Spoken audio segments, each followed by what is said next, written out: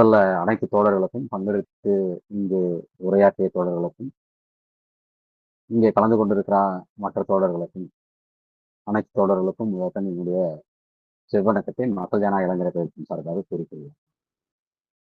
தொடர்ச்சியா செந்தளம் இது போன்ற ஒரு சிறப்பான ஒரு நிகழ்வை தொடர்ந்து நடத்தி கொண்டிருக்கிறது. இது ஒரு நல்ல முயற்சி. தொடர்ச்சியாக மார்க்சிய ஆளுமைகளை, மார்க்சிய ஆசான்களினுடைய தத்துவங்களை, ஆசான்களை மக்கள் மத்தியில் கொண்டு சென்று எப்படி அவர்கள் இந்த சமூகத்தை மாற்றுவதற்கான வழிகாட்டி என்பதை தொடர்ச்சியாக செய்து கொண்டிருக்கிறார்கள். அந்த வகையில மிக முக்கியமான விஷயமா இது பார்க்கும். ஏன்னா சீர்திருத்தவாதிகளை பற்றி மட்டுமே இன்று உலகம் பேசிக்கொண்டு அதுதான் மாற்று, அதை விட்டா வேற எதுவும் வழி இல்லை அப்படின்னு பேசி கொண்டிருந்த நேரத்துல அப்படிலாம் இல்லை. உலகம் ஏற்கனவே பல விஷயங்களை கண்டிருக்கிறது, அதுக்கு தீர்வு கண்டிருக்கிறது, அதற்கு தலைவர்கள் இருந்திருக்கிறார்கள், அதற்கு வழிகாட்டி இருந்திருக்கிறது. உலகத்திற்கு அனைத்தையும் தீர்ப்பதற்கான அடிப்படைகளை கொடுத்திருக்கிற விஞ்ஞானிகள், சமூக விஞ்ஞானிகளாக பல பேர் இருக்கிறார்கள் அப்படின்னு அந்த அறிமுகத்தை செந்தளம் தொடர்ந்து செய்து கொண்டிருக்கிறார். அந்த வகையில இன்றைக்கு அதாவது இந்த எல்லாவற்றுக்கும் சமூக விஞ்ஞானிகளின் பிதாமகனாக இருக்கக்கூடிய மார்க்சின் பிறந்த நாளில் அவருடைய கருத்துக்களையும் அவரையும் கொண்டு செல்வதற்கான வேலையை செந்தளம் தொடங்கி இருப்பது மிக சிறப்பானது. ஏன் சமூக விஞ்ஞானிகளில் மார்க்ஸ் பிதாமகன் அப்படின்னு சொன்னா, ஒரு மூத்த ஆசான், இன்னும் சொல்லப்போனா இந்த 1000 ஆண்டுகளில் ஒரு கண்டிராத இந்த மில்லானியத்தின் சொல்றாங்க, இந்த மில்லானியத்தினுடைய மிக சிறந்த ஆளுமை, முதன்மையானவர் அப்படின்னு அந்த மில்லானியத்தை அப்போ வாக்கெடுப்பு நடத்திய இப்போ தீர்வு கண்டாங்க. ஒரு பெரிய இதுவும் நடந்தது. அதுல முதன்மையா வந்தது அன்னைக்கும் மார்க்ஸ். அந்த அளவுக்கு அறிவு மட்டும் இல்ல, அந்த மக்கள் மீதான அக்கறை, மக்கள் மீதான அந்த நேசம் எந்த அளவுக்கு இருக்கிறதுனா, அவருடைய வாழ்க்கையில் அவர்களுக்கான துயரங்களிலிருந்து விடுவிப்பதற்கு என்ன தீர்வை காண வேண்டும், எப்படி தீர்வு காணும் என்பதை விஞ்ஞான முறையில் ஆய்வு செய்து கூறியவர். பல பேரு மனிதர்களுடைய தீர்வுக்கு வழிகண்டவர்கள் தான், அதாவது சொல்லியவர்கள். ஆனால் அதையெல்லாம் அன்றன்றைய காலகட்டத்தில் அன்றன்றைய நிலைமைகளில் அடுத்த கட்டத்துக்கு போறதுக்கு குறிப்பா புத்தர் ஒரு வழி காண்றாரு, மகாவீரர் ஒரு வழி காண்றாரு. இப்படி பல காலங்களில் பல கட்டங்களில் இந்த துயரங்களில் எல்லாம் விடுபடுவது எப்படி என்பதை பற்றி பொதுவாக பேசிக் கொண்டிருந்தாலும், அவர்களுடைய அந்த வரலாற்று காலகட்டம், அந்த வரலாற்று வளர்ச்சி அதிகபட்சமாக அதாவது ஒண்ணு சொல்லப்போனா ஒரு கற்பனாவாத நிலையிலிருந்து தன்னுடைய அதுக்கான விடிவுகளை வைத்தார்கள். ஆனால் அது தீர்க்க முடியல. மார்க்ஸ் காலத்தில் மட்டும்தான் அதுவரையில் விளக்கி இந்த சமூகம் எப்படியெல்லாம் மோசமா இருக்குது அப்படின்னு சொல்றது, ஒரு கருத்து முதல்வாதத்தின் அடிப்படையில் தீர்ப்பதற்கான வழிமுறைகளை தேடுவதும், இன்னும் சொல்ல போனா இந்த உலகத்தில் இல்லாமல் மேலுலகத்தில் தீர்வு காணுகின்ற முறைதான் பெரும்பான்மையாக கூறப்பட்ட சமயத்தில் இவ்வுலகத்தையே சொர்க்கலோகமாக மாற்ற முடியும், அதற்கு என்ன செய்ய வேண்டும், மக்களுக்கான அனைவரும் ஒரு ஒரு ஒரு பொதுவான ஒரு சிறப்பான ஒரு வாழ்க்கையை அடைய முடியும் என்பதை அதற்கு தீர்வு சொல்லியவர் மார்க்ஸ். அதுதான் மார்க்ஸோட மிகப்பெரிய மேதமை அடங்கியது.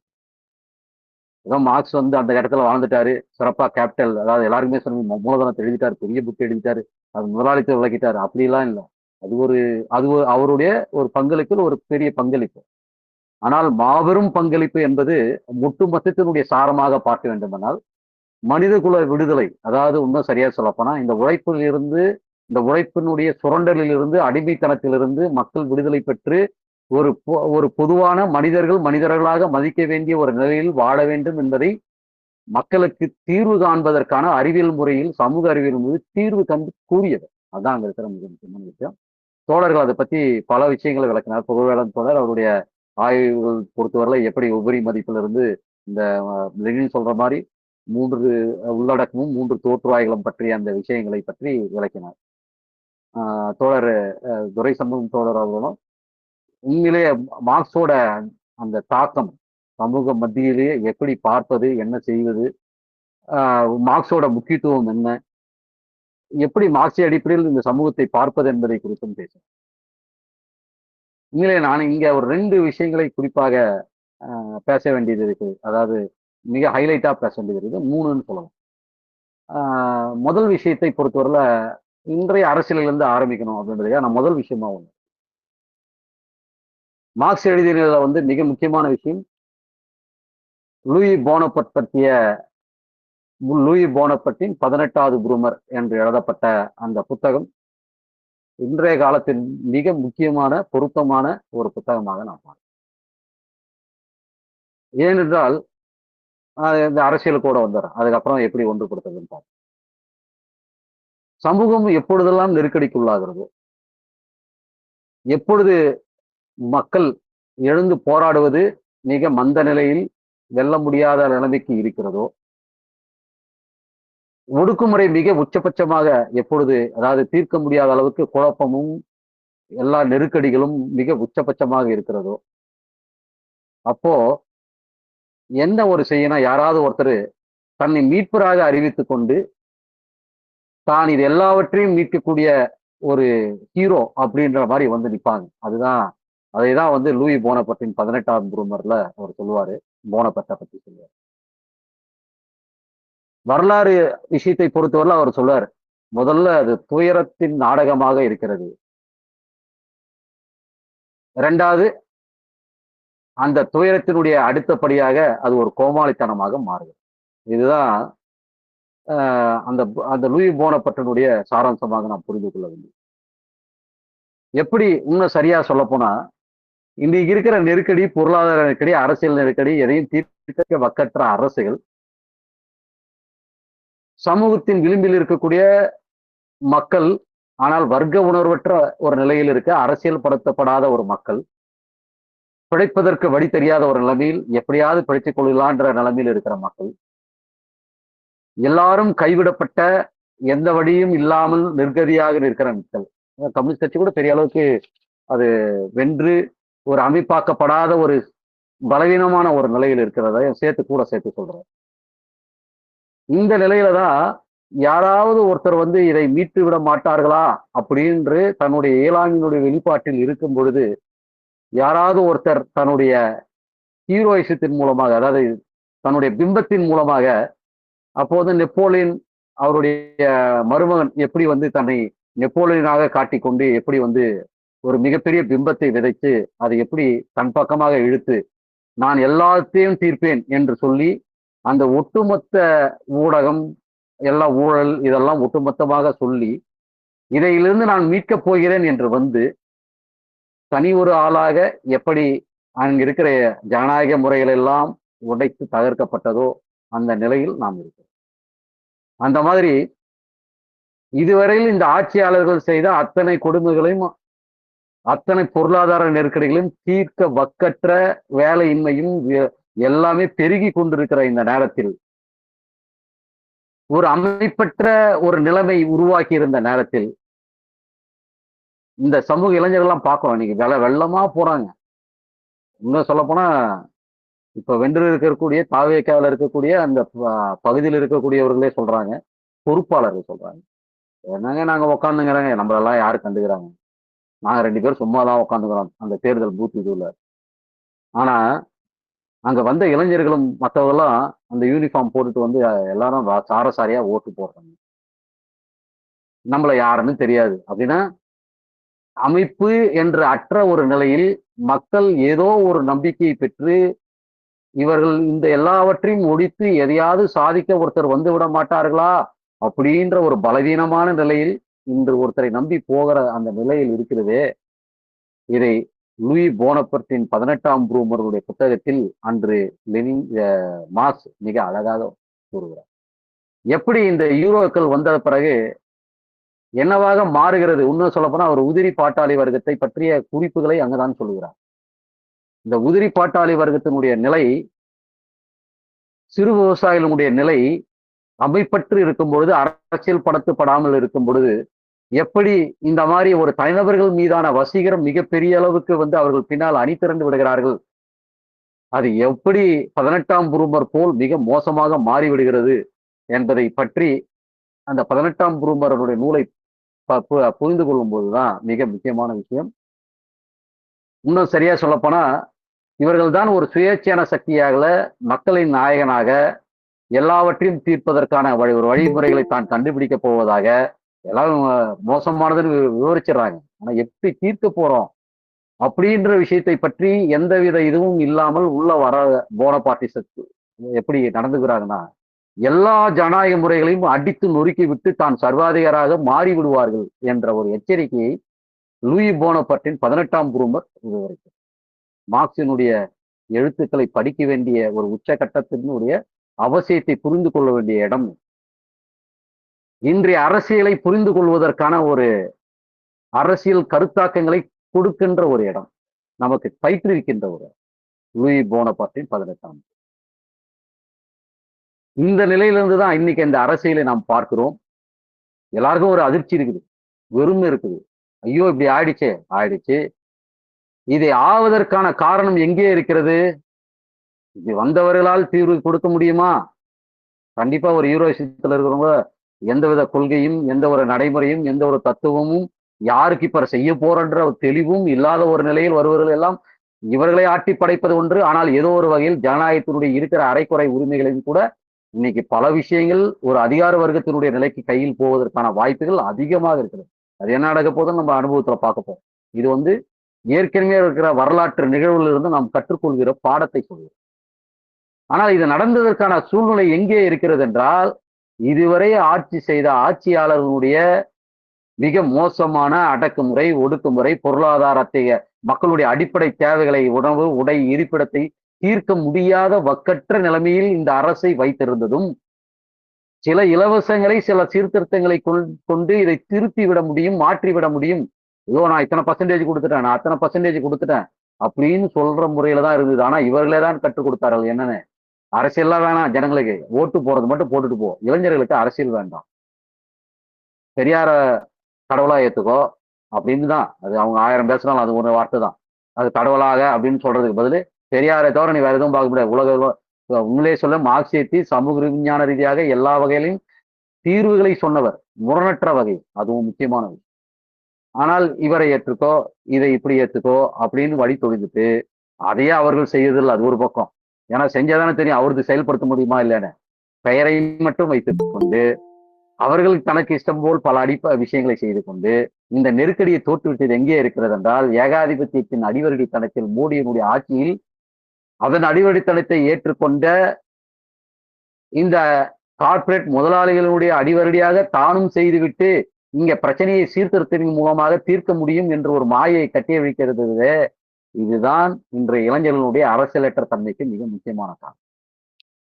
கம்யூனிஸ்ட் கட்சிகள், பெரும்பான்மையான கம்யூனிஸ்ட் கட்சிகள் ஏதோ ஒரு பெயரை சொல்லி, ஒண்ணு மோடி, ஆரம்ப காலத்துல ஒரு சொல்லுவாங்க, இன்னைக்கு மோடியை சொல்றாங்க. இப்படி ஏதோ ஒரு பெயரை சொல்லி ஆளுவர்க்கத்தின் இன்னொரு பிரிவின் பின்னாடி தன்னை அழைத்துக் கொள்கிற வாய்ப்புகளை பின்னாடி தனித்த அழைத்துக் கொள்கிற வேலையை அது செய்து, இன்னொரு பக்கம் அப்படி ஒரு நிலை மட்டும் இல்லை, இந்த கட்சிகளும் கூட தன்னுடைய அந்த தியாகங்கள் செய்வதற்கும் அதை அடக்குமுறைகளை, ஒடுக்குமுறைகளை எதிர்த்து போராடி நின்று மக்களை திரட்டுவதற்கும் வக்கற்று இருக்கும் போது அந்த ஒடுக்குமுறையை தாக்கு பிடிக்க முடியாமல் ஆளுவர்க்கத்தின் பின்னே செல்வது. ஏன்னா மோடி தாக்கிடுவாரோ, தாக்கு பிடிக்க முடியுமா? தனியா அதெல்லாம் நம்மளா தனியா சொல்லிட்டு இருந்தாலும் தாக்கு பிடிக்க முடியாது. நாம் தனியா சொல்ல தேவையில்ல.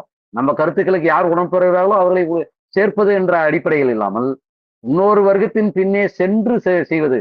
மார்க்சியம் அதுக்கு ஒரு லெனினியம் கூப்பிட்டுப்பாங்க. என்னன்னு, ஆளுவர்க்கத்தை பயன்படுத்த வேண்டும், அவர்களிடம் சென்று பயன்படுத்துவதல்ல, நம் பக்கம் அவர்களை இழுத்து பயன்படுத்த முடியுமா என்ற வலிமை இருக்கிறதா நம்ம பார்க்கணும். இப்ப நம்ம பக்கம் இழுத்து பயன்படுத்த முடிகிறதா என்ற விஷயங்கள் அதோடு எல்லா காலத்திலும் கிடையாது.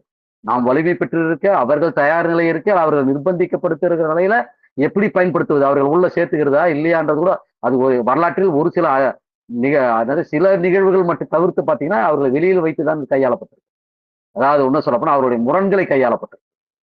ஆனால் இதையெல்லாம் தாண்டி இன்னைக்கு எப்படி நிற்கிறது, எப்படி புரிந்து கொள்வது அப்படின்னு பார்த்தோம்னா, அடிப்படையில் இந்த தீர்க்க வக்கற்ற அரசு இன்று அரசியலற்ற நிலைமையை அரசியல் கொண்டு செல்ல வேண்டிய கட்சிகள் எல்லாம் அரசியலை கொண்டு செல்லாமல் யார் பக்கம் சாய்வது, யார் பக்கம் நிற்பது என்பதை பற்றிய வியாக்கியானங்களையும் நியாயங்களையும் சொல்லியே தன் வாழ்நாளினுடைய அத்தனை விஷயங்களும் அடித்து விட்டு அதுக்கப்புறம் மக்களுக்கு எதை கத்துறது? ஒண்ணும் கத்தற முடியாது. மார்க்சியத்தை பேச முடியுமா? முடியாது. ஒரு பக்கம் போய் ஒட்டிக்கிட்டீங்கன்னா அவங்கள நியாயப்படுத்துறதுக்கு அவங்க தலைவர்கள் வரையும் போய் சேர வேண்டியதா இருக்கு. திராவிட கட்சிகளை போய் சேர்ந்துட்டு போய் கடைசியில மார்க்சியர்களே மறந்துட்டாங்க. மார்க்சியர்களை மறந்து, மார்க்சியத்தை பேசுவதை மறந்து, இன்று அவர்கள் எல்லாம் மறந்தே போச்சு. கடைசியில இங்க இருக்கிற இந்திய தலைவர்கள் எல்லாம் மார்க்சியர்களாக மாற்றி, அவர்கள் எல்லாம் இந்திய மார்க்சியர்களாக மாற்றிவிட்டார். மார்க்சியம்னா என்னன்னே தெரியாம மறந்து போச்சு. அப்படி ஒரு நிலைமையில இந்த செந்தளம் நடத்துகிற இந்த மார்க்ஸோட பிறந்த நாள் என்பது மிக முக்கியத்துவம் வாய்ந்தது. அதுதான் ரொம்ப முக்கியம். ஏன்னா எல்லாம் மறந்து போயாச்சு. மார்க்சியம் என்ன சொல்லிச்சுனே மறந்து போயிடுச்சு. மார்க்ஸ் அவரும் ஒரு மாலை போட்டு சிலைக்கு வச்சு, அது நாம வைக்கிறதுக்கு முன்னாடியே அதே ஆளும் வரைக்கும் வச்சு, அந்த மார்க்ஸுக்கு சிலையும் வச்சு, அதை அவரும் இதுவாக்கிட்டு அங்க போய் போட்டோ பிடிக்கிற அளவுக்கு தன்னுடைய மார்க்சியத்தினுடைய அபிமானங்களை காட்ட வேண்டிய நிலைமைக்கு இன்னைக்கு மக்களும் தலைவர்களும் போய்விட்டார். சிலை வைப்பது ரைட். மக்களுடைய எழுச்சியில் பாட்டாளி வர்க்கத்தின் தலைமையில் பாட்டாளிகளுடைய ஒரு இதுவோட சேர்த்து வைக்க வேண்டிய ஒரு சிலை. ஏன் என்று சொல்கிறேன் என்றால், இன்று எல்லாம் அடையாளமாக மாற்றப்பட்டு கொண்டிருக்கிறது. அதுதான் போனபார்ட்டிஸ்ல சொல்றார். எல்லாம் அடையாளமாக மாற்றப்படும். நான் தீர்க்கிறேன், பார் நான் செய்கிறேன், நான் தான் ஹீரோ, இப்படிலாம் அவங்க செய்யறாங்க, நான் கூலி உயர்வு தரேன், நான் உனக்கு நிலம் தரேன், வா அப்படின்னு பல சலுகைகளை சொல்லிதான் போனபார்ட்டுகள் அங்க செஞ்சார். அந்த போனபார்ட்டுகள் அதுக்கப்புறம் வரலாறு நெடுக இருந்தது. பல பாஸ்டிகள் போனபார்ட்டுகளாக இருந்துதான் வளர்ந்தார்கள். பாப்புலிசம் மிகப்பெரிய பாப்புலிசத்தை விதைப்பது. இந்த பாப்புலிசம் என்பதே இந்த போனபார்ட்டிசத்தின் ஒரு வகை. இந்த பாப்புலிசம் என்பதே இந்த பாசிஸ்டுகள் உருவாவதற்கான ஒரு அடிப்படை. இதை நான் சொல்லவில்லை, மார்க்ஸ் சொல்லுகிறார். போனபார்ட்டுகள் உருவாவதற்கான அடிப்படை இந்த பாப்புலிசம். இதைதான் இன்றைய அரசியல் நிலைமையில் நாம் எங்கேயோ ஏதோ ஒன்று பதைப்பதைக்க வேண்டிய அவசியம் இல்லை. இதை உருவாவதற்கு இப்படி ஒரு நிலைமைகள் வருவதற்கு காரணம் எப்படி ஆட்சியாளர்கள் இருக்கிறார்களோ அதே அளவுக்கு போனபார்ட்டிசம், ஹீரோயிசம் தீர்வல்ல. ஒருவரால் அது ஏதோ ஒருத்தர் வந்து தீர்க்கிற விஷயம் அல்ல. சமூக மாற்றம் என்பது ஒரு தொடர்ச்சியான அனைத்து உழைக்கும் வர்க்கத்தினுடைய ஒரு தொடர்ச்சியான போராட்டத்தில் ஒரு குறிப்பான திட்டத்தின் அடிப்படையில் யார் எதிரி யார் நண்பர் எப்படி தீர்க்கப்பட வேண்டும் என்ற நிலைமையில் போராடி தீர்க்கின்ற ஒரு வழிமுறை. அதற்கு போகாத வரையில் இதற்கு தீர்வு காண வழியே இல்லை. போகும், அதை நம்பி கொஞ்சம் போகும். ஒரு 5 வருஷம் கழிச்சு ஐயோ இவனும் இப்படியா அப்படின்னு திருப்பி நொந்து போகும்.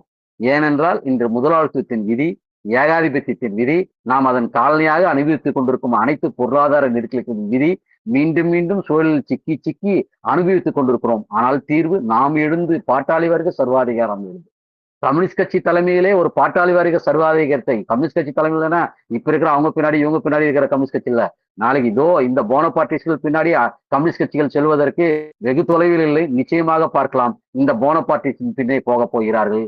இவர்கள் போனபார்ட்டிஸ்டையும் தெரிஞ்சு கொள்ள போதில்ல, மார்க்சியும் தெரிஞ்சு கொள்ள போதில்ல, எந்த காலத்திலும் தெரிஞ்சு கொள்ள போதில்ல. மீண்டும் இந்த போனபார்ட்டிகள் பின்னாடியே போக போகிறார்.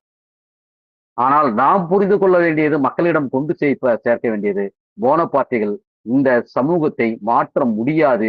இவர்கள் சமூகத்தை மீண்டும் பின்னுக்கு இழுத்துத்தான் முடியுமே தவிர இந்த சமூக வரலாற்றின் விதியை மாற்றி அமைப்பது அவர்களால் ஒரு காலம் முடியாது என்ற ஒரு மார்க்சியத்தை நாம் தெரிந்து கொள்வோம்.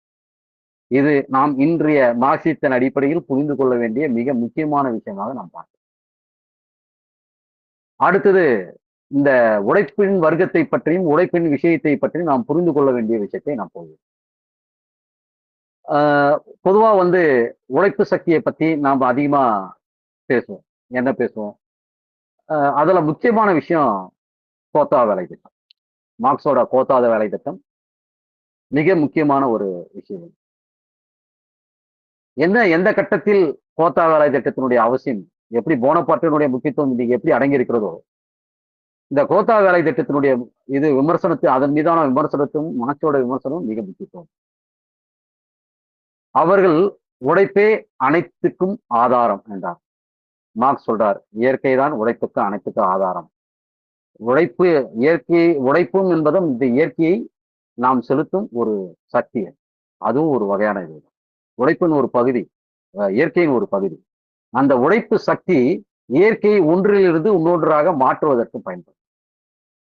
எப்பொழுது அடிமைத்தனம் உருவாகிறது என்றோ, இந்த இயற்கையை எவன் தனியுடைமை ஆக்குகிறானோ அந்த தனியுடைமையை மக்கள் தன்னுடைய உழைப்பு சக்தியை செலுத்த முடியாமல் யார் தனி உரிமை வைத்துக் கொண்டிருக்கிறானோ அந்த இயற்கையை அவர்கள்கிட்ட போய் தான் தஞ்சம் புகுவதுதான் இதற்கான அடிப்படை. எந்த அடிப்படையில? உழைப்பு சக்தியை நாம் எப்படி அடிமையாக மாற்றப்படுகிறது, அந்த உழைப்பு சக்தி எப்படி முதலாளிக்கோ முதல்ல பண்ணை அடிமை முறைக்கோ எப்படி வந்ததுன்னா, அவன் நிலத்தை கையில் வச்சுக்கான், இயற்கையின் பொருள். உதாரணமாக ஒரு மேசையை உருவாக்கத்துக்காக ஒரு நாம டேபிள் சேர் செய்யறோம், இல்ல பானை செய்யறோம், ஏதாவது நீங்க எதை வேணாலும் இப்ப நவீன தொழில்நுட்பத்துல செல்போன் செய்யறோம், எல்லாம் செய்யற ரைட்டு. அதனுடைய அந்த இயற்கை பொருளுக்கான ஆளுமை யாருக்கிட்ட இருக்குது? இன்னைக்கு இயற்கையினுடைய ஆதாரங்கள் மொத்தம் சீனாவின் அமெரிக்காவின் ஏகாதிபத்தியத்தின் கையிலே இருக்கு.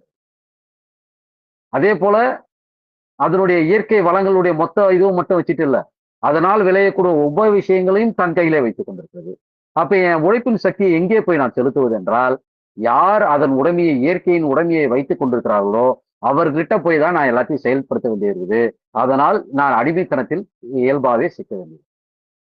அப்ப மனிதனுடைய உழைப்பு சக்தி என்பது வேற என்ன, நம்மளுடைய எனர்ஜி தான். உழைப்பு சக்தி என்பது நம்மளுடைய நாம் உயிரோட இருக்கணும். அந்த உயிரோட இருப்பதற்கான நம் தசைகள் எல்லாமே, நரம்புகள், ரத்தங்கள் எல்லாமே உழைப்பதற்கு தேவையான அளவுக்கு தயார் நிலையில் இருக்கணும். அதுக்கு உணவு கொடுக்குறான். அந்த உணவு அதாவது காசு கொடுக்குறான், அந்த எல்லாம் உணவு கொடுக்குறான். எவ்வளோ அதை செலவு பண்றதுக்கு என்னவோ அந்த உணவு கொடுக்குறான். அவரு அதனால எந்த அடிப்படையில சொல்றாருன்னா, எல்லாவற்றையும் உழைப்பினுடைய அனைத்து பயன்களையும் எல்லாருக்கும் கொடுத்து விட முடியுமா? நிச்சயமா இல்லை. அதுல பொது பயன்பாடுன்னு ஒண்ணு இருக்கு. அதையும் வலியுறுத்துறாரு. மக்களுக்கு தேவையான பொது பயன்பாட்டினுடைய தேவையை எல்லாம் ஒதுக்கி வைத்து விட்டு அதுக்கப்புறமா கொடுக்கிறது தனிநபர்களுக்கு கொடுக்க வேண்டிய விலைதான் அவர் சொல்கிறார். பொது பயன்பாட்டிற்கு உருவாக்குவதற்கான அந்த இயற்கையை கட்டமைப்பதற்கான எல்லாம் மக்களுக்கு அனைத்தையும் துய்ப்பதற்கான எல்லாவற்றையும் உருவாக்குவதற்கான உழைப்பு ஒண்ணு இருக்குது. அதுக்கப்புறம் தனிநபர்கள் தூய்க்கும் உழைப்பு ஒண்ணு இருக்குது. அதுதான் கூலியாக மாற்றப்பட வேண்டும். இந்த பொதுவாக பயன்பாட்டுக்கு உருவாக்குவதை தான் நாம் கம்யூனிசம் என்று சொல்கிறோம். இது இந்த தனிநபர்கள் கையிலே இருக்கிறது. ஆகையால் அது தனி உரிமைக்காக இன்னைக்கு உழைக்கிறதாகவும் அதனுடைய உபரி அங்கே போய் சேர்வதாகும். அப்படின்னா இன்று உழைப்பினுடைய பலன் அனைத்தும் கார்பரேட்டின் கையிலே போய் குவிக்கப்படுகிறது. கூலி மொத்தம் கொடுத்துருவானா? அது சாத்தியம் இல்லை. ஏன்னா அந்த உழைப்பினுடைய நிலைமை அது. அப்போ அதை உடைத்து நொறுக்க வேண்டும். ஏன் நொறுக்க வேணும்? அந்த உழைப்பின் பலம் போய் பொதுவா போய் சேரல, அது ஒரு கையில் போய் சேர்ந்திருக்கிறது. இதுதான் ஏகாதிபத்தியத்தினுடைய பண்பு, முதலாளித்துவத்தினுடைய பண்பு. அப்ப அதை அடித்து நொறுக்க வேண்டுமா? நிச்சயமாக அடித்து நொறுக்க வேண்டும். அப்பதான் அது பொதுவானதாக மாறும். நம்முடைய உழைப்பின் பலன் பொதுவானதாக சில விஷயங்களை நாம் பயன்படுத்தி நாம் தூய்ப்போம். இன்னொன்னு சில தேவையான அளவுக்கு நமக்கு தனிப்பட்ட முறையில் சில தேவைகள் இருக்குது. அந்த தனிப்பட்ட தேவைகளையும் நாம் பெறுவோம்.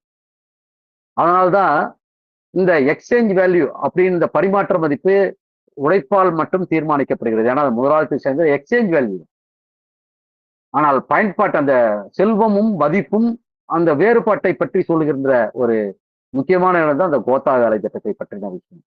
இதில் நாம் புரிந்து கொள்வது என்பது உண்மையிலேயே உழைப்பு சக்தி எங்கே தனிநபருடைமையாக ஆக்கப்படுகிறது என்றால், இயற்கையின் அனைத்தையும் தனியுடைமையாக மாற்றப்படுகின்ற இடத்தில் இருந்துதான் அது உழைப்பின் சக்தியை நாம் யார் அந்த இயற்கையை அனுபவித்துக் கொண்டிருக்கிறார்களோ, யார் அதை அடைந்து கொண்டிருக்கிறார்களோ அவர்களுக்காக நாம் உழைக்க வேண்டிய கட்டாயத்திற்கு அவர்கள் சொல்லுகின்ற நிபந்தனைக்கெல்லாம் உட்பட வேண்டியது இருக்கிறது. இதுதான் இன்றைய முதலாளித்துவ ஏகாதிபத்திய சகாப்தத்தில் நாம் அனுபவித்துக் கொண்டிருக்கும் மிக மோசமான. ஏன்னா எவ்வளவு செல்வம் சேர்ந்து கொண்டிருக்கிறது என்று பார்த்துக்கணும். கார்பரேட்டுகள் நிலைமை இன்னைக்கு போட்டி, இயற்கை வளங்களுக்கான போட்டி எவ்வளவு மோசமாக மாறி இருக்கிறது என்பதை புரிந்து கொண்டால் தெரியும். அதோட உச்சபட்ச ஏகாதிபத்தியங்கள் அந்த இயற்கை வளங்களை பங்கிட்டுக் கொள்வதற்காக, இயற்கையை பங்கிட்டுக் கொள்வதற்காக, மனித உழைப்பை பங்கிட்டுக் கொள்வதற்காக அந்த சக்தியை விலை பேசணும். எல்லாற்றையும் கூலி, குறைந்த கூலி, அதே போல மலிவான இயற்கை வளம், இதை கொள்ளையடிப்பதற்காக இன்று கார்பரேட்டுகள் நடக்கும் போராட்டம் தான் இன்று அந்த போராட்டம் சொல்றதை விட தவறான வார்த்தை. அதற்கான மூர்க்கமான கோர தாக்குதல் தான், அதனுடைய சுரண்டல் தான் மிக மோசமான இன்றைய ஏகாதிபத்தியத்தினுடைய போட்டியாக மாறுது. இந்த இயற்கை வளங்களை யார் தன் கண்ணகத்தை பெற்றுக் கொண்டிருக்கிறார்களோ அவர்கள் அந்த உழைப்பு சக்தியும் மலிவான விலைக்கு பெற முடியும். இயற்கை வளங்களை யார் பெற்றிருக்கிறார்களோ அதன் மூலமாக மனித வளத்தை சுரண்ட முடியும். இதுதான் இன்று நாம் இன்னைக்கு இருக்கிற மிக முக்கியமாக தெரிந்து கொள்ள வேண்டியது. அப்போ இயற்கையின் மீதான உரிமையை நாம் எப்பொழுது தனி உடைமையிலிருந்து ஒழித்து பொது உடைமையாக மாற்றப் போகிறோம் என்பதில் தான் மார்க்சியனுடைய மொத்த மேதா விலாசமும் அடங்கும். அவர் கோத்தா வேலை திட்டத்திலே சொல்கிறார். என்னன்னு சொல்கிறாரு? கம்யூனிசத்தை அடைவதற்கு 2 கட்டங்களை நாம் அடைய வேண்டும் என்று சொல்லுகின்ற இடம். எந்த சோசியலிசம் அதுக்கு அடுத்ததான் கம்யூனிசம். உழைப்புக்கேற்ற பலனை அனுபவிக்க வேண்டிய இடத்தில் இருக்கக்கூடிய சோசியலிசம். தனக்கு தேவையானதை பெறுவதற்கு அப்படின்னு சொல்றது கம்யூனிசம். அதாவது நீங்க உழைச்சது, சில பேர் அதிகமா உழைப்பாங்க, அதிகமா கிடைக்கும். குறைவா உழைச்சா குறைவா கிடைக்கும். அந்த மாதிரி உழைப்புக்கேற்ற ஒரு பலனை கொடுப்பது இது சோசியலிச கட்டத்தில். ஆனால் அதுக்கு அடுத்த கட்டம் பார்த்தீங்கன்னா, தனக்கு தேவை எதுவோ அதை மட்டும் கொடுத்துட்டு மற்றெல்லாம் பொது செல்வமாக மாற்றுவது, பொது நிலையில் வைப்பது என்பதுதான் கம்யூனிஸ்ட் கட்டத்தினுடைய மிக உயர்ந்தபட்ச உச்சபட்சமாக நாம் பார்க்க வேண்டிய மிக முக்கியமான விஷயமாக நாம் பார்க்கிறோம். இது இரண்டாவது மிக முக்கியமான விஷயத்த நான் குறிப்பிடுறேன். ஏன்னா மார்க்ஸோட இதுவை பொறுத்தவரையில ஒரு மிகப்பெரிய பரந்தப்பட்ட ஒரு ஆய்வு, எந்த விஷயத்தையும் விட்டு வைக்கல. அரசியல், பொருளாதாரம், விஞ்ஞானம், மார்க்ஸ்ன்னு சொன்னோடனே மார்க்ஸை மட்டும் பார்க்காதீங்க. மார்க்சியம் சொல்லும் பொழுது அது மார்க்ஸ் முதன்மையானவர், அதோடு இணைந்த எங்கல்ஸும் அதனுடைய இணைந்த பகுதி. ஒரு நாணயத்தின் 2 பக்கம். ஒரு நாணயத்தில் ஒரு பக்கத்தை நீக்கிட்டு செல்லா காசு ஆகிடும், இன்னொரு பக்கத்தை நீக்கினாலும் செல்லா காசு ஆகிடும். மார்க்சியத்தின் 2 நாணய, ஒரு பக்கத்தின் 2 நாணயங்களாக அல்லது ஒரே முகமாக இருக்கிற ஒரு மார்க்சியம் என்றால் அதை எதையும் தவிர்க்க முடியாது. அது ஒரு எங்கல்ஸும் மார்க்ஸும் மிக முக்கியமான ஒரு அடிப்படையை மார்க்சியத்தை உருவாக்கியவர்கள் மிக முதன்மையாக. அது யாரும் பிரிச்சுலாம் பார்க்க முடியும். எதுக்கு சொல்றேன்னா, இந்த மார்க்சியத்தினுடைய அளவு பார்த்தீங்கன்னா மிகப்பெரிய அளவுக்கு தத்துவம், விஞ்ஞானம், அதே போல அதனுடைய வரலாறு எல்லாவற்றிலையும் பார்த்தீங்கன்னா பொருளாதாரம், அரசியல் அரசை பத்தின விஷயங்களை முதல்ல வகுத்தளித்தவர்கள் மார்க்ஸ். அரசு உருவாக்கம் பற்றி ஏங்கல்ஸ் மிகப்பெரிய அளவுக்கு அது உருவாக்கி தந்தார். அது மார்க்சினுடைய இதுதான் வந்தடைந்தார். ஒரு வர்க்க அரசு எப்படி வர்க்க போராட்டம், சமூகத்தினுடைய போராட்டம் முழுக்கமே வர்க்க போராட்டம் என்பதை பார்த்தோம். நான் சொன்ன ஏற்கனவே போனபட். இந்த போனபட்டில என்ன ஒரு பிரச்சனை என்றால் வர்க்கத்தை பற்றியே பேச மாட்டார். வர்க்க சமரசங்களையும் அடையாளங்களை மட்டுமே, அடையாள அரசியலை மட்டுமே பேசுவார்கள். ஆனால் வர்க்க போராட்டத்தை எப்படி நடத்த வேண்டும், எந்த வர்க்கம் முற்போக்கான வர்க்கம், பல பேர் சொல்றாங்க. ரொம்ப முக்கியமான விஷயம், பாட்டாளி வர்க்க சர்வாதிகாரத்தை பேச வேண்டும். கம்யூனிஸ்ட் கட்சி அறிக்கையிலே பாட்டாளி வர்க்க சர்வாதிகாரத்தை பிரெஞ்சு புரட்சியிலிருந்து, பிரெஞ்சு புரட்சியினுடைய அனுபவத்திலிருந்து நாம் பாட்டாளி வர்க்கம் வந்த அனுபவம் என்னவென்றால், முதலாளித்துவ வர்க்கத்தை வீழ்த்த வேண்டும் என்றால் பாட்டாளி வர்க்க சர்வாதிகாரம் அவசியம் என்ற ஒரு முக்கியமான கோட்பாட்டுக்கு வந்தது. இந்த பாட்டாளி வர்க்க சர்வாதிகாரத்தை நாம் புரிந்து கொண்டால்தான் பல பேர் அந்த ஹீரோயிசத்தை புரிஞ்சுக்கிறதுக்கு முக்கியமான விஷயம். பாட்டாளி வர்க்க சர்வாதிகாரத்தை சொன்ன உடனே எல்லாருக்குமே ஐயோ சர்வாதிகாரம் வந்தா மக்களுக்கான சர்வாதிகாரத்தை சொல்லுகிறது பாட்டாளி வர்க்கம். கம்யூனிஸ்ட் கட்சியிலே வர்க்க அரசை பற்றிய சொல்லுகின்ற முக்கியமான இடம் அதுதான். ஆனால் வர்க்க அரசை பற்றி எந்த வித கவலையும் இல்லாமல் அனைவருக்கும் ஏதோ ஒரு வாழ்வை அளிக்கப் போவதாக கூறிக்கொண்டு வந்திருப்பவர்கள் மிக முக்கியமாக இன்று ஹீரோயிசத்தை பேசிக் கொண்டிருப்பவர்கள் அனைவரும் அதை செய்து கொண்டிருக்கிறாங்க. ஹீரோயிசத்தை பேசிட்டு இருக்கிற அனைவருக்கும் அதுதான் செஞ்சுட்டு கொண்டிருக்கிறாங்க. இந்த அடிப்படையில இருந்து நாம் ஒரு விஷயத்தை நாம பார்க்க வேண்டிய அடிப்படையில நம்ம மார்க்ஸோட எல்லா விஷயங்களும் நம்ம பார்த்துக்கணும். மூணாவதா ஒரு விஷயத்தை விவாதத்துக்கூட சேர்த்து கொண்டு போறோம். தொடர் சில பேரை மீட் போடாமல் இது போடுறேன்.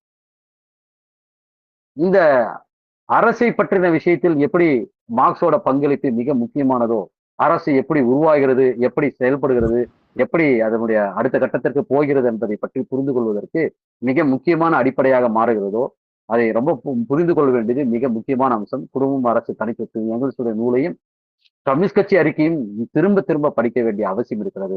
அதேதான் பிரெஞ்சு புரட்சியில் நாம் வந்தடைந்த முடிவு பாட்டாளி வர்க்க சர்வாதிகார அரசை பற்றின புரிதல் மிக முக்கியத்துவம் வாய்ந்ததாக பார்க்க. அவர் எல்லா அரசு எந்த துறையும் அதாவது தத்துவ ஞானத்தினுடைய சிறப்பே எங்க அடங்கி இருக்கிறது என்றால், உலகத்தினுடைய அனைத்து இயக்க போக்குகளையும் பொருள்முவாத அடிப்படையில் விளக்கி அதற்கு எப்படி மாறுகிறது என்ற விதிகளையும் வைத்தவர் தான் மார்க்ஸ்.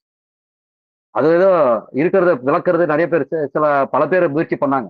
ஆனால் அது எங்க அடங்கி இருக்கிறது என்றால் அதை எப்படி மாற்றுவது என்னும் போது நீங்க எங்க எல்லாருமே எங்க தோல்வி கண்டாங்கன்னா இதையெல்லாம் மேலோகத்துல போய் மாற்றிக்கலாம்னு முடிவு பண்ணிட்டாங்க. ஏன்னா இங்க பார்த்தாங்க எல்லாத்தையும் என்னென்னோ விளக்க ஆரம்பிச்சாங்க. ஆனா மாத்துறதுன்னு சொல்லும் போது எல்லாருக்கும் இடர ஆரம்பிச்சு, என்னடா எப்படியா தீக்கிறது, எல்லாம் மேலோகத்துல பாத்துக்கலாம், இங்க நல்லா செய்யுங்க, நீங்க புண்ணியம் பண்ணுங்க, நீங்க நல்லா நடந்துங்க, நல்லவங்களா நடந்துங்க, நம்ம மேலோகத்துல போய் சந்தோஷமா வாழலாம். இப்படி ஒரு வியாகியானத்தில், ஏனால் தீர்வுகள் தரும்போதுதான் நம்ம முன்னாடி ஆய்வு செய்த விஷயங்கள் எல்லாம் ஒரு பெரிய கேள்விக்குள்ளான விஷயங்களாக மாறும். இதை நாம் முக்கியமாக நாம் இதுல புரிந்து கொள்ள வேண்டிய மிக அடிப்படை விஷயமாக பார்க்க வேண்டும் என்று நான் கருதுகிறேன். இதுல அதுக்கு அடுத்தது மார்க்ஸோட சில விஷயங்களை மட்டும் கோடிட்டு காட்டுறதா முடியும். ஆனா மார்க்ஸோட அவ்வளவு பரந்த ஆய்வுகளை நம்ம எல்லாத்தையுமே ஒரே நேரத்துல சொல்ல முடியுமா அப்படின்னு கேட்டா உண்மையிலே விளக்குறதுக்கு நாம படிச்சு புரிஞ்சுக்கிறதுக்கே பல காலம் ஆகும். அது உண்மையிலே வெளிப்படையா சொன்னாதான். மார்க்ஸை புரிந்து கொண்டவர்களே ஒரு சிலர் தான். மார்க்ஸை முழுமையாக புரிந்து கொண்டவர்கள் மிக முதன்மையானவர் சொன்னார் எங்கெல்ஸ் முதன்மையானவர், இரண்டாவது லெனின். மார்க்ஸை புரிந்து கொண்டதால் தான் அவரால் மூலதனத்தை மார்க்ஸ் என்ன நினைத்தாரோ என்ன எழுதினாரோ அதை எழுதினார். உண்மையிலே மார்க்ஸ் எங்கெல்ஸை தவிர வேற யாரும் மார்க்ஸோட மூலதனத்தை பதிப்பிச்சிருக்கவே முடியாது. ஏன்னா அவ்வளோ அறிவையும் அவ்வளோ அந்த புரிதல் ஒற்றுமையும் அந்த சமூகத்தை பற்றின புரிதலும் மார்க்ஸ் என்ன சொல்லியிருப்பார் என்ற புரிதலையும் சேர்த்து சொன்னவர் எங்கெல்ஸ். அந்த அடிப்படையில் மார்க்ஸோட விஷயத்த நாம எவ்வளவு விளக்கணும், எவ்வளவு புரிஞ்சுக்கணும்ன்றது நம்மளுக்கு எவ்வளவு பெரிய சவால் தெரியுங்க. ரஷ்யாவில் முதலாளித்த வளர்ச்சியில் மார்க்ஸை பற்றி மற்றவர்கள் சொல்லியதெல்லாம் அடித்து நொறுக்கிறார் லெனின். நான் கோடிட்டு ஒரு சில எதுக்காகனா மார்க்ஸை புரிஞ்சுக்கிறதுக்காக சொல்லுவேன். மார்க்ஸுடைய மூலதனத்தை மட்டுமே வைத்துக்கொண்டு அன்று ஒரு மிகப்பெரிய ஒரு விவாதங்கள் நடந்து கொண்டிருந்த நேரத்திலே லெனின் சொன்னார், மார்க்ஸோட மூலதனம் என்பது ஒரு உள்ளடக்கத்தின் எலும்புக்கூடு. ஆனால் அது மேல் இருக்கக்கூடிய நேர்கட்டுமான, அதாவது எங்கெல்ஸும் மார்க்ஸும் சொன்ன அதனுடைய மேல் தசைகள், அரசு, அதாவது நரம்புகள், ரத்தங்கள் இதெல்லாம் பற்றி கவலைப்படாம நீங்க ஒரு மார்க்ஸோட எலும்பு கூடுகளை வைத்துக் கொண்டு மட்டுமே அதாவது உள்ளடக்காது. அந்த உள்ளடக்கத்தை வைத்துக் கொண்டு மட்டுமே ஒரு சமூகத்தினுடைய அடிப்படைகளை விளக்க முடியாது. நீங்கள் மூலதனத்தை மட்டுமே வைத்துக் கொண்டு ஒரு விஷயத்தை விளக்க முயற்சிக்கிறீர்கள், அது தவறு. அதன் மீதாக அரசு, ஒடுக்குமுறை, அந்த இதனுடைய ஒட்டுமொத்த கலாச்சாரம், பண்பாடு, அந்த ஒட்டுமொத்த தன்மையும் மார்க்ஸ் வளர்க்கணும். எப்படி அது பண்பாட்டு அடிமைத்தனம் எப்படி, அரசு எப்படி இருக்குது, அரசு எப்படி ஒடுக்குது, இப்படிலாம் விஷயங்கள் இருக்கிறது. இதையெல்லாம் பார்க்காமல் நீங்கள் வெறுமனே மார்க்ஸை வேறு ஒரு திசையில் திருப்புகிறீர்களே என்று அதை அடித்து மார்க்ஸை அதாவது மிக மலிவான நிலைக்கு ஒரு நிலைக்கு இறக்கி அவரை மலினப்படுத்துவதற்கான முயற்சிகள் இறங்கிய பொழுது அதை அடித்து நொறுக்கி மார்க்சிட்டி முழுமையாக புரிந்து கொண்டு மொத்த சாராம்சத்தையும் வடித்து எடுத்து ரஷ்யாவில் முதலாளித்த வளர்ச்சியில நாங்க பார்க்கலாம். மிக சிறப்பான ஒரு ஆய்வு. எல்லாருமே குதிரை எத்தனை, இது எத்தனை, அதெல்லாம் ரெண்டாவது விஷயம். அதெல்லாம் தகவல்கள். அவர் சொல்லுவார், தகவல்கள் ஏராளமாக இருக்கிறது, தகவல்களை எப்படி பயன்படுத்துவதுதான் பிரச்சனை. இன்னைக்கு கூட எத்தனை தகவல்களை எடுத்து வச்சுட்டு நீங்க யார் வேணாலும் எப்படி வேணாலும் விளக்கிக்கலாம். ஆனால் தகவல்களை பயன்படுத்துகின்ற மார்க்சிய வழியிலான முறை என்ன, எதை அடிப்படையாக அது கோருகிறது, எதை எப்படி பார்க்க வேண்டும் அப்படின்னு சொல்றதுல நாம் எப்படி பார்ப்பதுன்றதுக்கு மிக முக்கியமான விஷயம் நிறைய இருக்கு. அதுல நிறைய விவாதத்துக்கு உள்ளாக்கப்பட்ட விஷயம் அப்படின்னு எடுத்துக்கிட்டா முக்கியமான விஷயம் ஆசிய உற்பத்தி முறை. இனி நிறைய கேள்விகள் விவாதத்துக்குள்ளாக்கப்பட்டு நிறைய விவாதங்கள் நடைபெற்றுக் கொண்டிருக்கிற இந்த நேரத்திலே விவாதத்திற்காக சில விஷயங்களை வைக்கிறோம். அது முடிவாக சில விஷயங்கள் பிறகு விரிவாக பேசலாம். ஆனால் பல பேர் மார்க்ஸ் ஆசிய உற்பத்தி முறை என்பது எதை சொன்னாரோ அதையும் அதற்கு எதிராகவும் கலந்துகிட்டு இவங்க ஒரு ஆசிய உற்பத்தி முறையை வளர்க்குறாங்க. தான் பிரச்சனை. நீ ஆசிய உற்பத்தி முறையை முழுசா விளக்குறாங்களா? ஆசிய உற்பத்தி முறை மார்க்ஸ் என்ன சொன்னாரும் விளக்குறாங்களா? அவருக்கு தோதான விஷயங்களை வைத்துட்டு இந்தியாவில் இருக்கக்கூடிய பல விஷயங்களை தனக்கு ஏற்ற மாதிரி திருத்திட்டு ஏற்றமே உள்ள வைக்கும். இது இன்னைக்கு இருக்கிற மிக முக்கியமான பிரச்சனை. சில விஷயங்களை மார்க்ஸ் என்ன ஆசிய உற்பத்தி முறையில் என்னவாக பார்த்தார், நிறைய விவாதம் நடந்திருக்கு.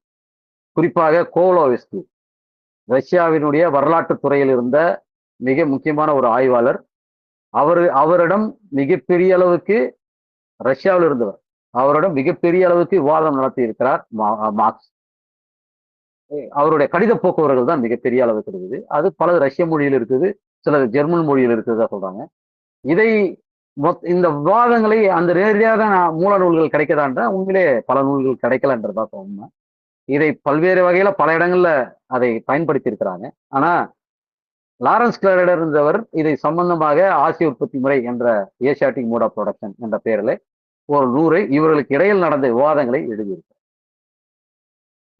மூலதனத்திலே அதே போல முதல் பகுதியிலே இந்த ஆசிய உற்பத்தி முறையை பற்றி கூறியிருக்கிறார். அது பல காலங்கள் அதுக்கப்புறம் நிறைய விவாதங்கள் நடந்திருக்குது. மூலதனத்தினுடைய முதல் பகுதியை மட்டும் எடுத்துக்கொண்டு பல பேர் பேசுவார்கள். அதுக்கப்புறம் நடந்த விவாதங்கள் அதுல எது சிலதை மாத்திக்கிட்டாரு, எதை ஒத்துக்கிட்டாரு அப்படிப்பட்ட விஷயங்கள், எதை மாற்றிக்கொள்ளவில்லை. கடைசி வரையும் மாற்றிக்கொள்ள முடியாத அளவுக்கு இருந்த நிலைமைகள் எது, எதை அவர் எந்த கருத்தை அவர் நிறைய விஷயங்களை இவங்க எல்லாம் சொல்றதுனால ஆதாரங்கள் இல்ல இல்ல. அடிப்படை கருத்தாக்கங்கள் சில விஷயங்களில் சில விவாதங்களை உருவாக்கி இருக்கிறார். ஆனா அதுல முக்கியமானது அடிப்படை விவாதங்கள் நாம் எடுத்துக்கொள்ள வேண்டியதும் இருக்கிறது. அதே போல் அதில் அவர் மாற்றிக்கொண்ட விஷயங்களையும் கணக்கில் கொள்ள வேண்டியது இருக்கு. மாற்றாத விஷயங்களில் நாம் என்ன நிலைமைகள் வரலாற்றுத் துறையில் அதுக்கப்புறம் அந்த ஆய்வுகளையும் கணக்கில் கொள்ளணும். அவர் ஆதாரங்கள் தான் பல விஷயங்கள் முடிவு பெறார். 2வது ஆசி உற்பத்தி முறைன்னு எங்கேயும் முற்று பெறல. அவர் விவாதம் நடத்தி கொண்டே தான் இருக்கிறார். கடைசி வரையில் அந்த உற்பத்தி முறை குறித்தன ஒரு இறுதியான, அறுதியான முடிவை எங்கும் முடிக்கவில்லை. அவர் விவாதங்களோட பல இடங்கள்ல அதுதான் சொல்றார். கோவலோவ்ஸ்கியோட நடந்தவளோட அந்த விஷயங்களை கூட சேர்த்து பார்க்கும் பொழுதுதான் அதை புரிந்து கொள்ள முடியும். குறிப்பாக அவர் சொன்ன விஷயங்கள் சில சாராம்சமான விஷயங்களை நாம் சொல்லுவோம்.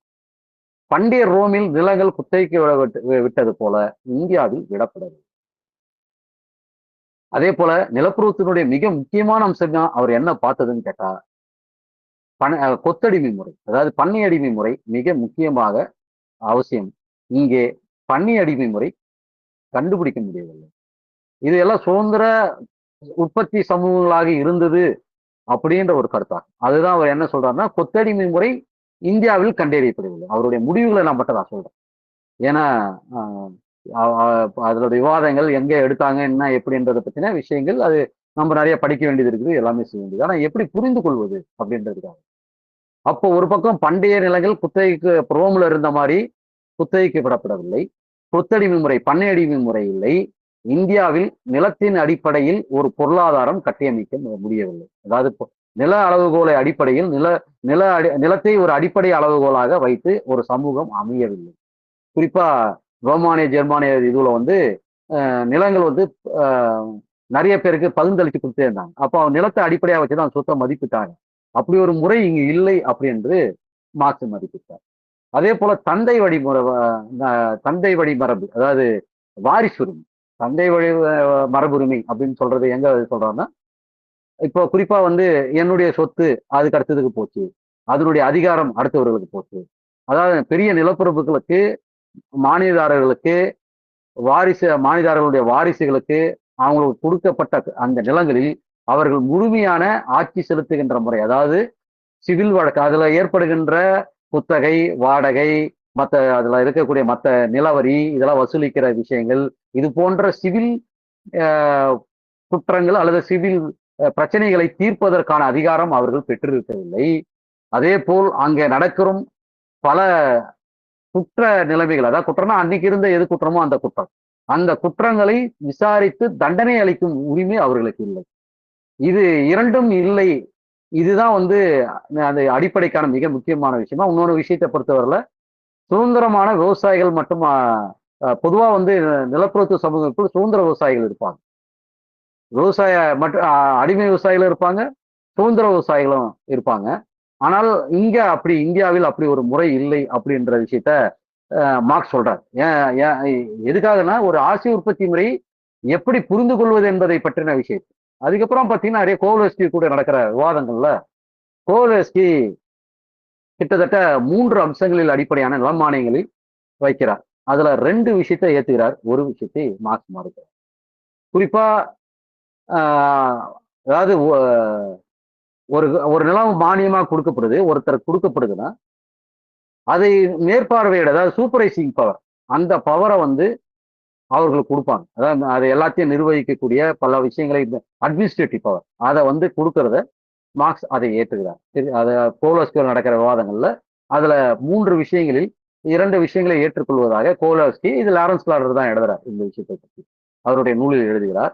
அதுல குறிப்பா சொல்ல போனா 2 விஷயங்களை அவர் ஏற்றுக்கொள்கிறார். அதுல ஒண்ணு வந்து நிலத்தை மேற்பார்வையிட அட்மினிஸ்ட்ரேட்டிவ் பவரை அவர் ஏத்துக்கிறாரு.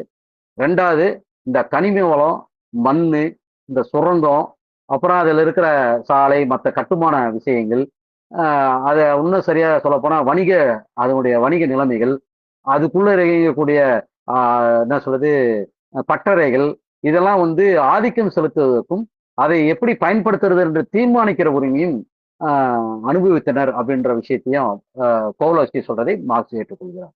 அவர் எதை ஏற்றுக்கொள்ளவில்லை அப்படின்னு சொல்ல போனா,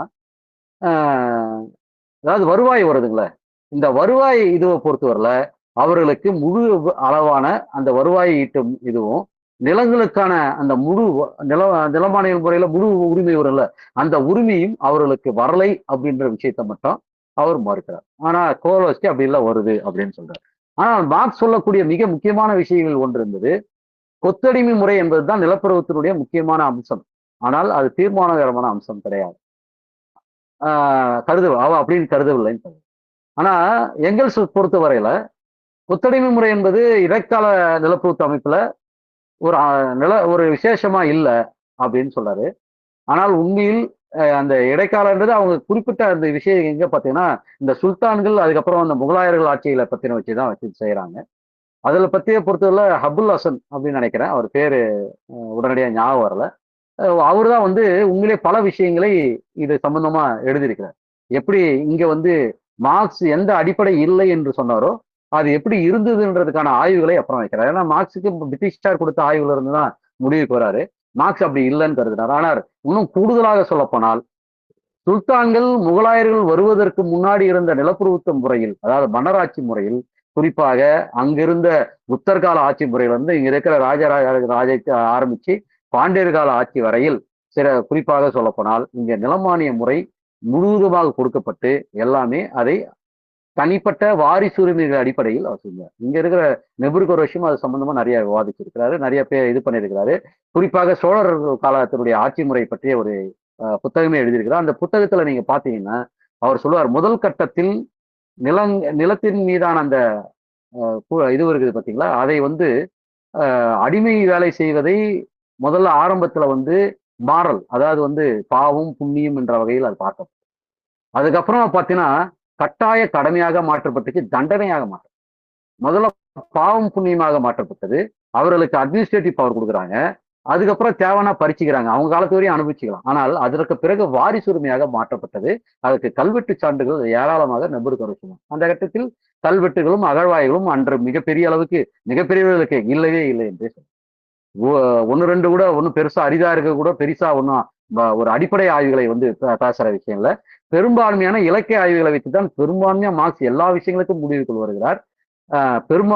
பல இலக்கியங்களுடைய ஆய்வுகளிலிருந்து வரதுன்றது சாதாரண விஷயம் இல்ல. அகழ்வாய்வுகள் எடுத்து பார்க்கும்போது மார்க்சினுடைய பல ஆய்வுகள் சரியாகவே இருக்கிறது. அதனால்தான் இன்று வரையிலும் மார்க்ஸ் நிலைத்து நிற்கிறது. அவர் அந்த கதைகளிலிருந்தும் அந்த பெரிய காவியங்களிலிருந்தும் பல்வேறு விஷயங்களிலிருந்தும் அதுக்கப்புறமா இருந்த பல அன்றைய நடைமுறையில் இருந்த பல விஷயங்கள், அதே போல இப்ப சமீபத்திலோட வெளியிட்டு இருந்தாங்க மார்கனுடைய நூல். அந்த மார்கனுடைய நூல்கள் பல சமூக வளர்ச்சி கட்டங்களையும் சமூக நிலைமைகளை பற்றிய விஷயம். ரெண்டாவது அன்றைய நிலப்பிரபுத்துவ முறை இருந்தது. போனபர்ட் போன்ற பெரிய அன்னைக்கு நெப்போலியிலிருந்து எப்படி போனபர்ட்டாக மாறி எப்படி நிலப்பிரபுத்துவ குழுக்கள் நிறைய இருந்தது, எப்படி நிலப்பிரபுத்துவ முறையை பற்றி ஆய்வு செய்வதற்கான வாய்ப்புகள் மார்க்சுக்கு நிதர்சனத்தில் இருந்தது.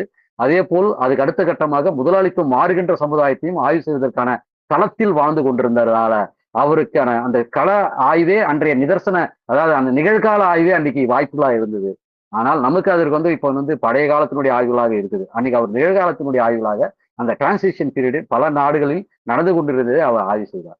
மார்கனுடைய பழைய அரசு உருவாக்கத்தினுடைய ஆய்வை கணக்கில் எடுத்துக்கொண்டார். இப்படி பல விஷயங்களை ஆய்வு செய்து முடிவுக்கு வந்த விஷயங்களில் அவர் முக்கியமாக வந்தது எப்படி கொத்தடிமை முறை ஒரு அரசு கொடுங்கோன்மை மூலமாக அரசு அதிகாரத்தின் மூலமாக மாற்றுவதாம். அரசு அதிகாரத்தின் மூலமாக நிலப்பிரபுத்துவ உற்பத்தி முறையாக மட்டுமல்லாமல் அந்த உற்பத்தி முறையின் மேலாக செலுத்தப்படுகின்ற அரசு அமைப்பு முறையும் சேர்த்ததுதான் நிலப்பிரபுத்துவ ஆட்சி. அதான் இவரோட அதுதான் சொன்னது. ரஷ்யாவில் முதலாளித்துவ வளர்ச்சியுடைய நூலுடைய முக்கியத்துவம் அங்கே அடங்கியிருக்கு. அங்கே முதலாளித்துவ வளர்ச்சி பெறுகிறது மட்டும் இல்ல, அந்த ஆட்சி அமைப்பு முறை எப்படி மாறுகிறது, எப்படி ஆகிறது. முதலாளித்துவ அமைப்பு முறைனா அன்னைக்கு முதலாளித்துவம் வளர்ந்துச்சா? அதாவது இன்னும் சொல்ல போனா அப்புறமா தான் முதலாளித்துவத்தை வளர்க்கறதுக்கு, இன்னும் சொல்ல சோசியலிஸ்டுக்கு அப்புறமா கூட முதலாளித்துவத்தை இன்னும் பெரிய அளவு வளர்க்கறதுக்கு நியூ எக்கனாமிக் பாலிசி கொண்டு வர. அப்ப அது எங்க சொல்ல வர்றாருன்னா, அந்த அரசின் மேற்கட்டுமானம் அந்த உற்பத்தி முறையின் மீது எந்த வகையான தாக்கத்தை எந்த வகையான நிலைமைகளை உருவாக்கி இருக்கிறது என்பதோடு சேர்த்து அவர் ஆய்வு செய்ததுதான் மிக முக்கியமான விஷயம்.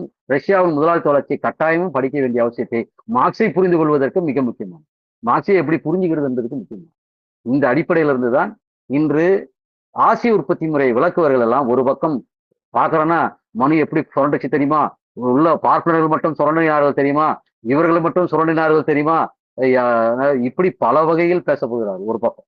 இன்னொரு பக்கம் இல்ல இல்ல இங்க அப்படிலாம் இல்ல. மார்க்ஸ் சொன்ன மாதிரியே எல்லாம் சமத்துவமா இருந்தது. கிராம சமூகமா இருந்தது. தன்னிறைவு சமூகமா இருந்தது. தன்னிறைவு சமூகம் எதை சொல்லி இருந்தார் என்றால், இங்கே ஒரு கொத்தடிமை முறை இல்லை என்பதை தான் அவர் சொல்லியிருந்தார். அதான் மிக முக்கியமானது. கொத்தடிமை முறை இல்லைன்னு இந்த பக்கம் மார்க்ஸ ஏத்துக்கிற மாரி சொல்லிட்டு, இந்த பக்கம் கொத்தடிமை எப்படி தெரியுமா இருந்தது? எப்படி பார்ப்பனர்கள் எப்படி தெரியுமா செஞ்சாங்க? அந்த மன்னராட்சி எப்படி தெரியுமா இருந்தது? இப்படி என்று அதற்கு எதிரான வாதங்களை வைத்துக் கொண்டே, இந்த பக்கம் ஆசிய உற்பத்தி முறையை வைத்துக் கொண்டு, இதை எப்படி கலந்து அடிக்கிறார்கள் என்றே தெரியும்.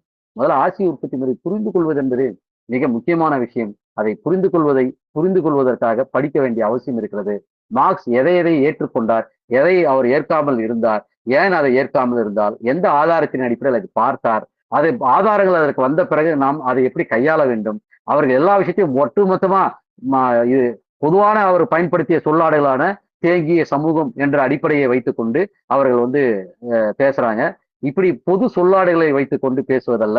அவர் அடிப்படையில் ஆசிய உற்பத்தி முறை எப்படி விளக்கினார் என்பதையும் கணக்கில் எடுத்துக்கொண்டு, மாற்றங்களையும் கணக்கில் எடுத்துக்கொண்டு, இன்றைய ஆய்வுகளை நாம் புரிந்து கொள்வதற்கு அவசியமானது. ஏனென்றால், இன்று மார்க்ஸை விட்டு ஓடிக்கொண்டிருப்பவர்கள், இன்னும் சரியாக சொல்லப்போனால், இயக்கவியல் பொருள்வாதத்தை விட்டு வெளியே ஓடிக்கொண்டிருப்பவர்கள், மார்க்ஸை விட்டு ஓடிக்கொண்டிருப்பவர்கள் எல்லாம் வெளியே போய் சென்று உட்கார்ந்து கொண்டு, அதை கை கொண்டு விட்டு, இப்பொழுது ஐயோ மார்க்சின் ஆசிய உற்பத்தி முறையை விட்டுவிட்டோமே என்று பதைக்கும் ஒரு மோசமான நிலைக்கு தாழ்ந்து போயிருக்கிற நிலைமையில் இன்று இருக்கிற கம்யூனிஸ்டுகள் எல்லாம் கம்யூனிசத்தை மறந்துவிட்டு அங்கே போய் உட்கார்ந்து கொண்டு ஒரு சில முற்று பெறாத ஆய்வுகளை தனதாக மாற்றிக்கொள்ள விரும்புகிறார்கள். காரணம் அவர்களுக்கு மார்க்சியம் தேவையில்லை. மார்க்சியம் மாறிவிட்டது. மார்க்சியம் மாறவில்லை. மார்க்சினுடைய சில அடிப்படை அதனுடைய சில சில குறிப்பிட்ட நிகழ்வுகளை பற்றின மதிப்பீடுகள் தான் மாறி இருக்கிறது. அடிப்படையில் இயக்கியல் வரலாற்று பொருள்வாதம் மாறவே இல்லை, மாற்றப்படவும் இல்லை. அதற்கான அடுத்த கட்ட வளர்ச்சி, அடுத்த கட்டமான விஷயங்கள் வளர்ந்திருக்கிறதே தவிர அது அடித்து நொறுக்கி எதிர்நிலையில் இல்லை என்பதை புரிந்து கொள்ள வேண்டும். இங்கே கருத்து முதல்வாதங்களுடைய தலைவர்களையும் தத்துவங்களையும் வைத்துக் கொண்டு மார்க்சியத்தை முறியடிக்க ஒரு கலைப்புவாத தத்துவ கருத்தியலை இங்கே கொண்டு வந்திருக்கிறார்கள். அரசியல் கலைப்புவாதத்தை இங்கே விதைத்துக் கொண்டிருக்கிறார்கள். இதனுடைய ஆதிக்கத்தை நாம் பார்த்து கொண்டிருக்கிறோம். அதை முறியடிக்க வேண்டும் என்றால் மார்க்சின் இயக்கியவியல் பொருள்வாதத்தையும் அரசையும் சமூகத்தை பற்றி அவர் பார்த்த அடிப்படை கொள்கைகளையும் நாம் புரிந்து கொள்ள வேண்டும். இன்றைய நிலைக்கு கூட போனபார்ட்டிஸ்டுகளை கூட நாம் புரிந்து கொண்டால்தான் இன்று வந்திருக்கும் இந்த ஒரு பிரமிப்பு எல்லாரும் திகைச்சு போய் நிற்கிற இந்த தமிழக அரசியலை கூட புரிந்து கொள்ள முடியும். இது ஒரு ஆபத்தை நோக்கியும் போய் கொண்டிருக்கிறது. இது போனபார்ட்டிஸ்டுகள் வளருவது என்பது ஜனநாயக நிறுவனங்கள் அடித்து நொறுக்குவதற்கான அடிப்படையை உருவாக்கி கொண்டிருக்கிறது. அதற்கு உதிரி பாட்டாளி வர்க்கம் அவர்கள் பின்னே திரண்டிருக்கிறது. சிறு பாட்டாளி சிறு தொழில் விவசாயிகள் அவர்கள் பின்னே திரண்டிருக்கிறார்கள். அடிப்படையில் அதாவது பெண்கள் அமைப்பாக்கப்படாமல் இருக்கிறார்கள். இவரெல்லாம் மாற்ற வேண்டும் என்றால் போனபார்ட்டிசத்தை நாம் அதனுடைய விமர்சனத்தை நாம் புரிந்து கொள்ள வேண்டும். மார்க்ஸ் அங்கே தேவைப்படுகிறார். பயப்பட வேண்டாம். மார்க்சியம் நமக்கு வழிகாட்டும். நிச்சயமாக எல்லாருக்கும் வழிகாட்டி இருக்கிறது. மார்க்சியத்தை படிப்பதில்தான், மார்க்சியத்தை புரிந்து கொள்வதில்தான், மார்க்சியத்தை விவாதிப்பதில்தான் நமக்கான தீர்வு அடங்கியிருக்கிறது என்று கூறி என்னுடைய உரையை முடிக்கிறேன். நன்றி.